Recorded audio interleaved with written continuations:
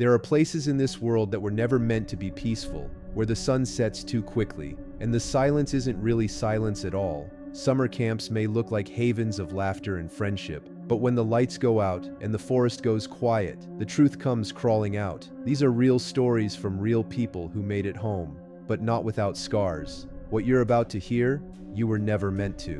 When I was 16, I worked as a junior counselor at a remote summer camp in upstate New York. The place was old, really old. The main lodge dated back to the 1940s, and the cabins, spaced out along a dirt trail deep in the woods, still had the original wood frames. No air conditioning, no real insulation, and no cell reception. I was assigned to cabin 6, which the other counselors jokingly called the Whistler's Den.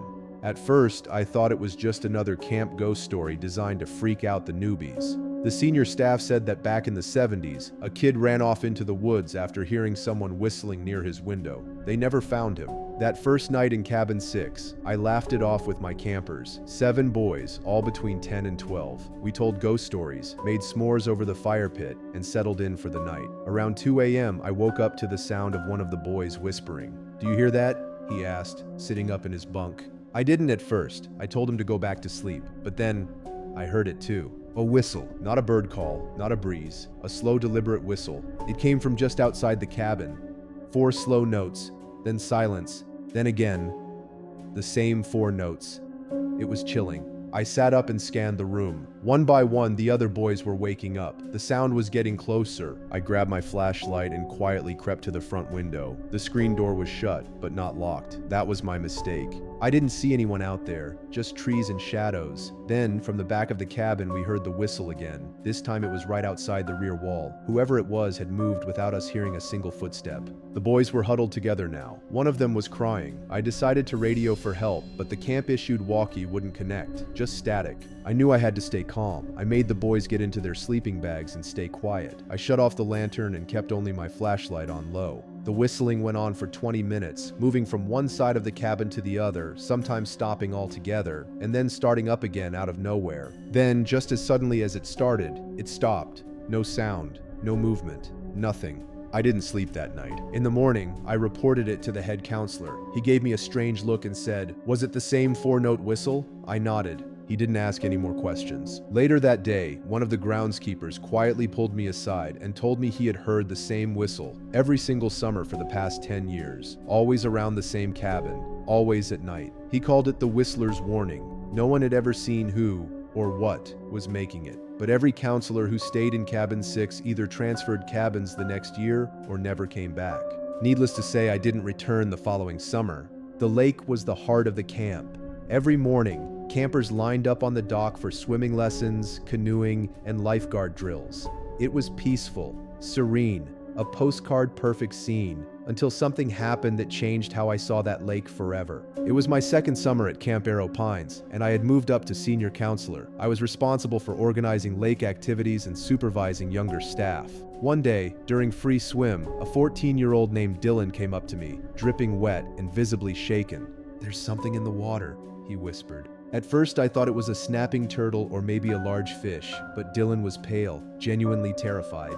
"It grabbed my ankle," he said. "It was cold, like dead cold." I told him to stay on shore while I checked it out. I dove in, swam around the diving dock, and felt nothing. No sharp objects, no animals, just the usual murky bottom. But that night, Dylan refused to go near the lake.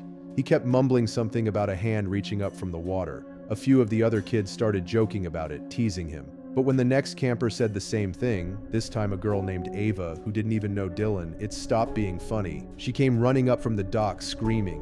Said a pale face was staring up at her just under the surface. Blank eyes, dark mouth, and then it was gone. 2 identical stories, 2 different kids, same stretch of lake. I brought it up with the other counselors during our nightly meeting. Most brushed it off, but one of the oldest staff members, Ben, didn't laugh. He leaned forward and said, "I shouldn't be telling you this, but years ago, a kid drowned out there during a thunderstorm. His body wasn't found for a week. By then, he'd bloated and sunk deep. When they pulled him up, the lake turned black for days. We stared at him.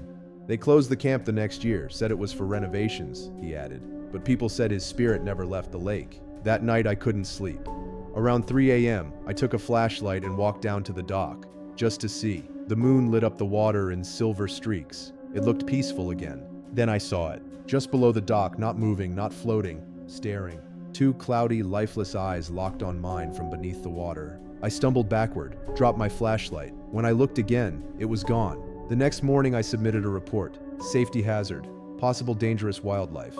They closed off the swimming area for a week. I never told the kids what I saw, and I never swam in that lake again. Every cabin at Camp Arrow Pines had a number. Cabin 1 through 12 for the boys, 13 through 24 for the girls. All the same tan wood, same cheap bunk beds, same buzzing porch lights. But there was one cabin, tucked further back into the woods, that didn't have a number at all. It sat crooked at the edge of a slope, its wooden beams darker than the others, like they'd been burned and repainted. And unlike every other cabin, its windows were boarded shut. We used to joke about it. Cabin Zero, the counselors called it. A place for the bad kids or the ghosts who didn't make it out. But the joke stopped one summer when one of the youngest campers, an 8-year-old boy named Elijah, went missing during an afternoon hike. We found him hours later, sitting alone on the steps of that unnumbered cabin. He wasn't crying. He wasn't scared. He was smiling. When we asked him where he'd been, he said, "Inside." The man with no eyes told me stories. Now, I've heard kids say weird things. This camp runs deep into isolated land. Imagination is a constant companion out here. But Elijah's tone, his vacant stare, it wasn't just childish fantasy. We brought him to the nurse, called his parents, and filed a full incident report.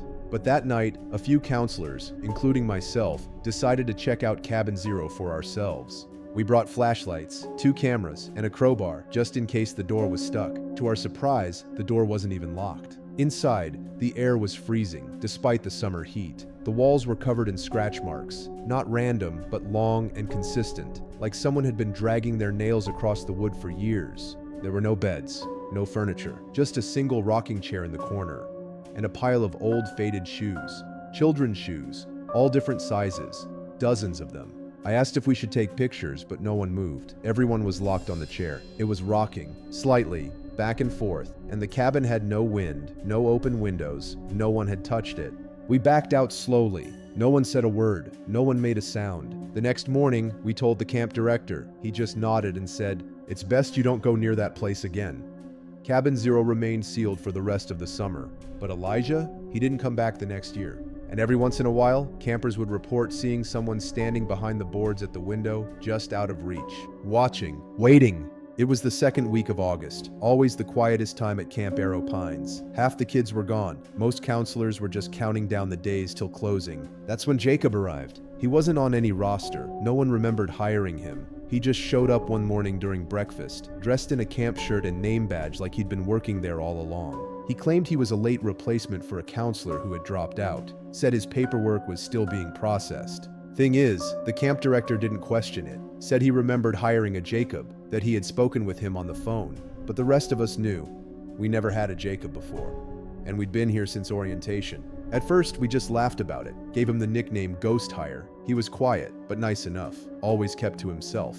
Until the fog rolled in. It happened on a Tuesday. A thick, unnatural mist blanketed the entire campground. You couldn't see more than 5 feet ahead. The air felt electric, like the kind of pressure before a thunderstorm, but heavier. That night, during lights out, one of the older campers, Noah, ran into the main lodge in a panic. Said he'd seen someone standing in the woods, just watching the cabins. He thought it was a bear at first, tall, dark silhouette, but then it moved like a person, smooth, deliberate. We grabbed flashlights and went out to look. That's when we realized Jacob was gone. His assigned cabin was empty. No clothes, no bag, nothing. At first we assumed he bailed. Maybe he wasn't hired after all. Maybe he snuck in and played along. But then we found his footprints leading into the fog and never coming out. The next morning, the fog was gone. In the clearing near the lake, someone had arranged sticks into a strange spiral. Dead birds were scattered around it, perfectly positioned like an offering. At the center of it was Jacob's name badge. Just the badge. No sign of him. No scent trail.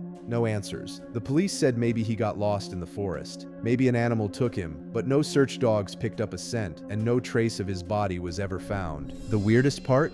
When we checked the camp's hiring records, there was no Jacob listed anywhere. No application, no phone call, no background check. It was like he had never existed at all. Every summer, Camp Arrow Pines held a tradition, the Moonlight Swim. It was supposed to be harmless fun. Lifeguards, floating lanterns, music echoing across the lake. Kids loved it. For most, it was the highlight of the week, but not for Jordan. Jordan was one of the shy campers. Quiet, awkward, always wore long sleeves even in the summer heat. He never talked much, but he watched everything. That night, he refused to go into the water. When we asked why, he whispered, "It's not empty anymore." We brushed it off, thought he was being dramatic or maybe afraid of swimming.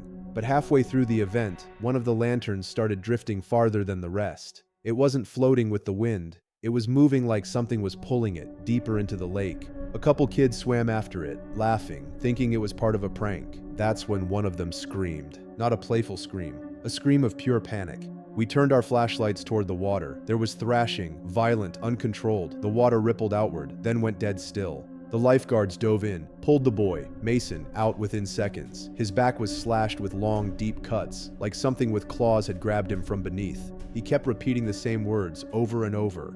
"It had no eyes. It had no eyes." The camp called it a boating accident, claimed Mason had scraped his back on a submerged log, but those wounds were too clean, too surgical. Later that night, I caught Jordan sitting by the dock. He wasn't looking at the water. He was speaking to it, whispering. I crept closer and heard him say, "I told you not to come. You're not supposed to be here."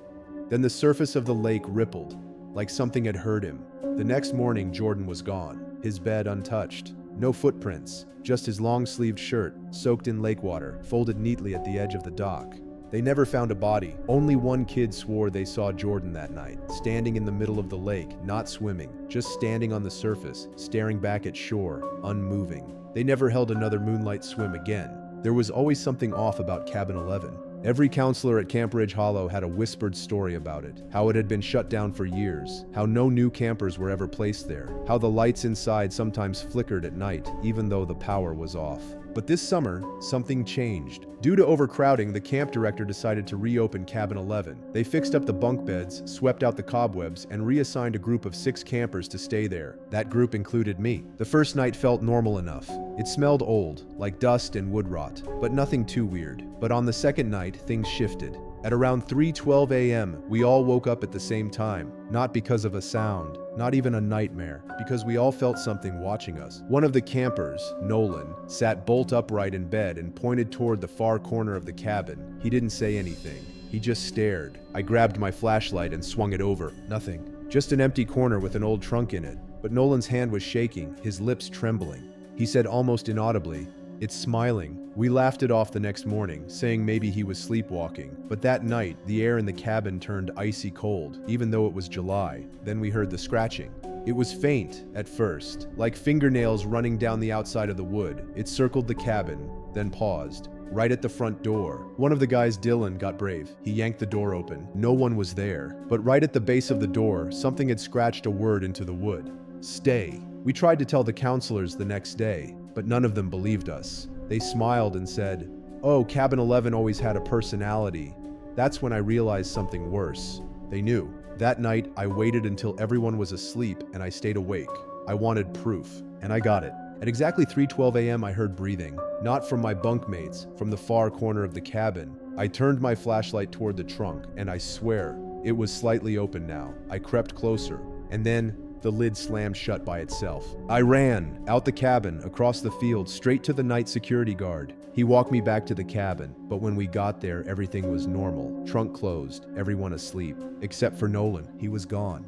Just gone. No one remembered seeing him. No one but me. His bunk was still warm, but his shoes were standing at the foot of the bed, perfectly placed, and on the wall above his pillow was a single word written in soot. 1, like a countdown. They shut Cabin 11 down again the next morning, but not because of what I said. Because when they checked the floorboards under Nolan's bunk, they found something buried in the dirt. Not a body, a journal, full of entries from a camper who went missing in 1984. His name? Nolan.